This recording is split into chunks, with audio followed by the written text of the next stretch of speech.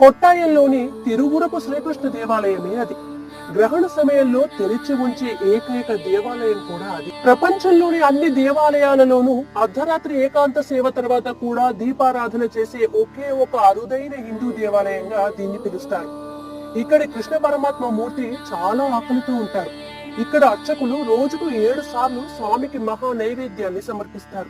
అందరూ చూస్తుండగానే ప్రసాదం కూడా మాయమవుతూ ఉంటుంది. గుడిని తెల్లవారుజామున 2 గంటలకి తెరుస్తారు. సాధారణంగా అన్ని దేవాలయాలలో అభిషేకం, అలంకరణ అనంతరం స్వామి వారికి నైవేద్యం సమర్పిస్తారు.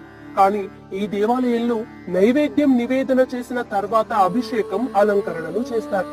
నైవేద్యం సమర్పించడంలో కొంత ఆలస్యమైన ఆలయ ప్రధాన ద్వారం తెల్లవారుజామున తెరవకపోయినా చాలా దోషం చేత తాళం పనిచేయకపోయినా, తాళం పోయినా గొడ్డలితో తాళాన్ని పగలగొట్టడం ఇక్కడే ఆనవాయితీ. Please subscribe my